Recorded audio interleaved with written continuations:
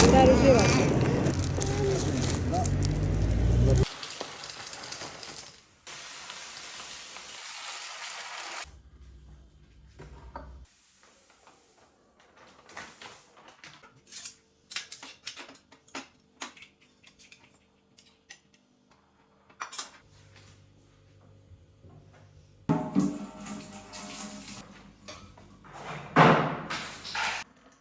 Orange.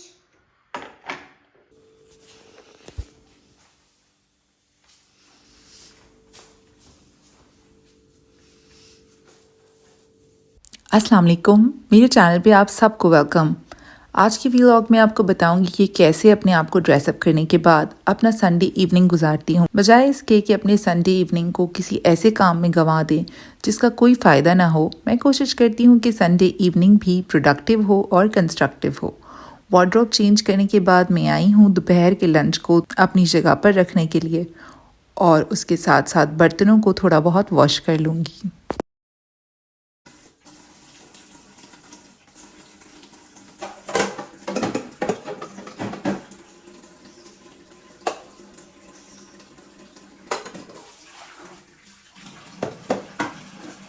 एक smart home maker कभी भी गंदे बर्तन अपने सिंक में नहीं छोड़ती। सिंक में मौजूद गंदे बर्तन ओवरऑल किचन की वाइब को ख़राब करते हैं, और जब किचन में एंटर हो तो उसके बाद कोई काम करने का दिल नहीं चाहता। इसीलिए मैं कोशिश करती हूँ कि हाथ के हाथ बर्तन साफ़ कर दूँ और चीज़ों को अपनी अपनी जगह पर रख दूँ।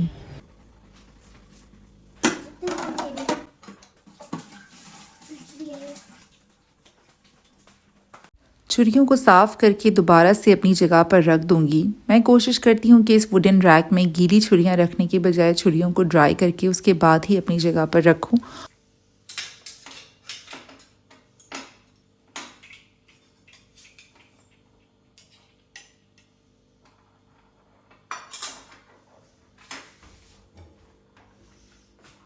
किचन को हमेशा साफ़ सुथरा और ऑर्गेनाइज रखने से साफ़ सुथरे होने का एहसास होता है, और इसके साथ साथ आपकी प्रोडक्टिविटी भी बहुत ज़्यादा बढ़ जाती है। यहाँ मैं चूल्हों को अच्छी तरह से साफ़ कर लूँगी। दोपहर के खाने के बाद और रात के खाने के बाद जब खाने का तमाम इंतज़ाम हो जाता है तो मेरी कोशिश होती है कि चूल्हों में से सारा गंद साफ़ करके और उसके बाद स्प्रे से उन्हें अच्छी तरह से डीप क्लीन कर लूँ, ताकि अगली दफ़ा जो भी कुकिंग करनी हो उसके लिए मुझे आसानी हो जाए।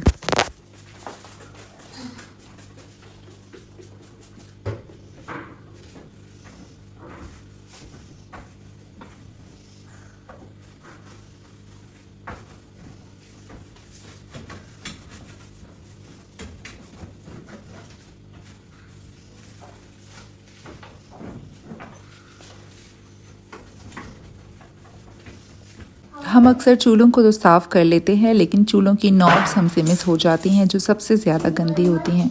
अक्सर हम गंदे हाथों से ही इनको इस्तेमाल कर रहे होते हैं, तो इन्हें भी साफ़ कर लेना बहुत ज़रूरी होता है। इसके अलावा चूल्हों के ऊपर रखी हुई ग्रिल को अक्सर निकाल के धोना हम भूल जाते हैं और ऊपर ऊपर से क्लीन करके चूल्हे को छोड़ देते हैं। तो आज मैंने सोचा है कि इन ग्रिल्स को भी अच्छी तरह से वॉश करके, ड्राई करके और फिर दोबारा से अपनी जगह पर लगा दूँगी।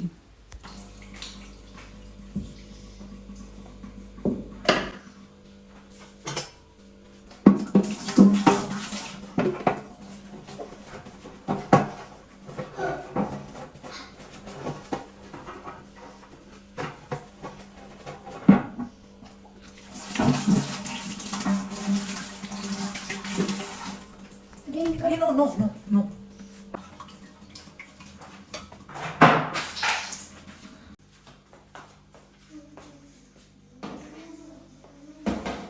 ये तकरीबन शाम के 7 बजे का टाइम है, जब रात के डिनर की भी प्रिपरेशन होने वाली है।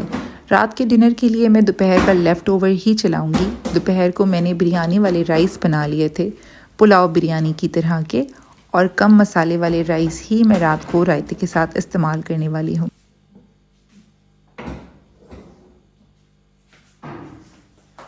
इस महीने की ग्रॉसरी करते हुए मैं ये कॉफ़ी सैशेज़ लेकर आई थी, और मैंने कहा कि ट्राई करते हैं। नॉर्मली कॉफ़ी बनाने में तो काफ़ी मेहनत लगती है, लेकिन इस कॉफ़ी सैशे से कॉफ़ी बनाना बहुत ज़्यादा आसान है।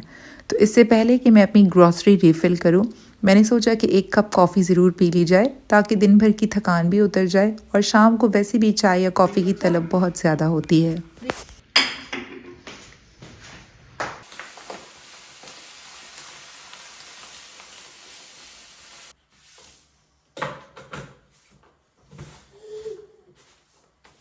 यहाँ मैं अपनी मंथली ग्रॉसरी को रीफिल कर रही हूँ। ग्रॉसरी में हमेशा चीनी तो आती ही है, लेकिन इस दफ़ा क्योंकि चीनी डिस्काउंट पे मिल रही थी तो हम थोड़ी सी ज़्यादा ले आए। अमूमन हम 3 किलो चीनी पूरा महीना चला लेते हैं, लेकिन इस महीने हमने 5 किलो चीनी ली है। इसके अलावा चने भी डिस्काउंट पे थे तो ज़्यादा ले लिए, और बड़ी इलायची, छोटी इलायची ख़त्म हो चुकी थी गरम मसालों में, तो वो भी लेके और रीफ़िल कर लिया। जिन मसालों की ज़रूरत नहीं होती उन्हें गैर ज़रूरी तौर पर बाय नहीं करती, सिर्फ वही चीज़ें लेकर आती हूँ जो ग्रॉसरी में लास्ट मंथ ख़त्म हो चुकी होती हैं और जिनकी ज़रूरत इस महीने पड़नी है। जैसे चने की दाल ख़त्म हो गई थी जो कबाबों वगैरह में इस्तेमाल होती है, और वैसे भी मैं बनाती रहती हूँ क्योंकि प्रोटीन का बेस्ट सोर्स होती है। ग्रॉसरी रिफ़िल करते हुए बच्चे ज़िद कर रहे थे कि जो हम स्नैक्स लेकर आए हैं इनके लिए उन्हें इसी टाइम इन्हें बना कर दे दिए जाएं। तो स्नैक्स में हम ये पापड़ लेकर आए थे और ये मेरे बच्चों को भी और मुझे भी बहुत पसंद हैं। तो पापड़ फ्राई करके मैं बच्चों को दूंगी और साथ अपना काम कंटिन्यू करूंगी। बच्चों के स्नैक्स के लिए हर महीने में कुछ ना कुछ ज़रूर लेके आती हूँ। तो यहाँ पर मैं वेफ़र और वेफ़र वाली चॉकलेट्स, इसके साथ साथ कनौर के नूडल्स, खजूरें और डिफरेंट किस्म के स्नैक्स ले आई थी, जिन्हें मैंने एक ऑर्गेनाइज़र में रख के अलग से रख दिया था ताकि मुझे पता हो कि जब स्नैक टाइम हो तो बच्चों को क्या देना है। सालन मसाला इस महीने ख़त्म हो गया था तो वो रिफ़िल करूँगी। साथ ही मैदे की बहुत ज़्यादा ज़रूरत पड़नी है क्योंकि इस महीने मैंने केक्स वगैरह भी ट्राई करने हैं, आपके साथ रेसिपीज़ भी शेयर करूँगी। और साथ सूजी में ज़रूर लेकर आई थी क्योंकि इस महीने मैंने सोचा है कि स्नैक में बच्चों को सूजी का हलवा भी बना के दूँगी, साथ ड्राई फ्रूट्स और खजूर डाल के, और बहुत अच्छा और हेल्दी कॉम्बिनेशन बनाऊँगी। यहाँ ये हैक आपके साथ शेयर कर दूँ कि जब पैकेट में ग्रॉसरी थोड़ी बच जाती है तो उसे मैं इस तरह से लाइटर की मदद से दोबारा से स्टिक कर देती हूँ। इस तरह से ये तकरीबन एयर टाइट हो जाता है और फिर दोबारा जब रीफ़िल करना हो तो इसे इस्तेमाल कर लेती हूँ।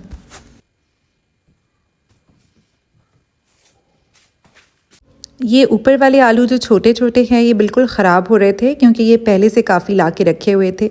तो यहाँ नज़र पड़ी तो मैंने सोचा कि इन आलूओं को क्या करूँ। बच्चों को चिप्स वगैरह तो बहुत पसंद हैं, लेकिन एक साथ सारे चिप्स तो फ्राई नहीं हो सकते। तो मैंने सोचा था कि इन सारे आलूओं को पील करके और फिर इनको हल्का सा बॉईल करके और फ्रीज़ कर दूँगी। फिर जब चिप्स की ज़रूरत होगी तो निकाल के फ्राई कर लूँगी।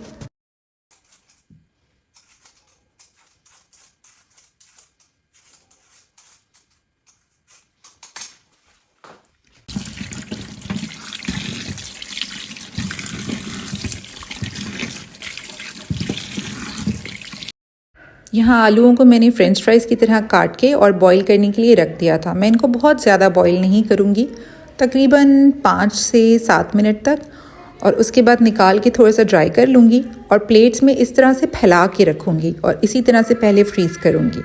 पहले जब ये थोड़े से फ्रीज़ हो जाएंगे तो उसके बाद फिर इन्हें एयर टाइट पैकेट में डालूँगी ताकि ये एक दूसरे से जुड़े ना।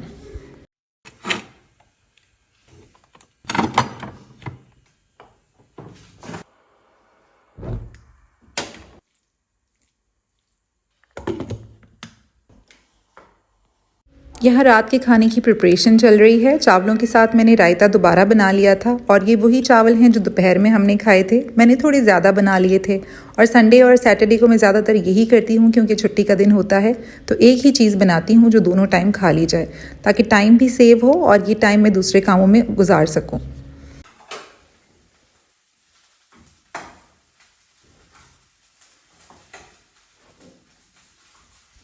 यहाँ मैं 2 साइड पे राइस सर्व कर रही हूँ। एक प्लेट में मैं बच्चों के लिए निकालूंगी। ये राइस मैंने बिल्कुल अलग से बनाए थे बग़ैर मिर्चों के।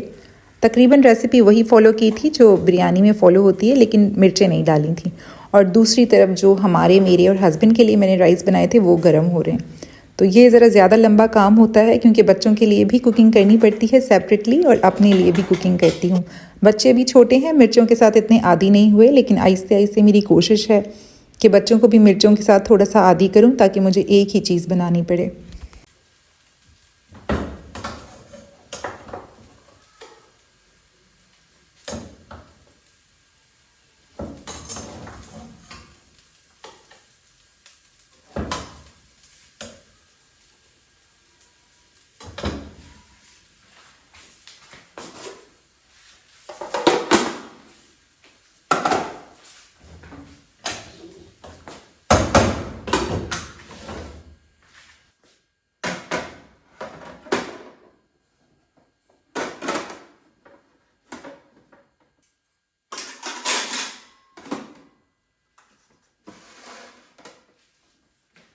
तो ये थी मेरी आज की Sunday evening routine. I hope आपने मेरा व्लॉग एंजॉय किया होगा। चैनल को लाइक एंड सब्सक्राइब करना ना भूलिएगा और चैनल पे मौजूद दूसरे वीडियोस को भी ज़रूर देखिएगा। अगले व्लॉग में इंशाल्लाह मुलाकात होगी।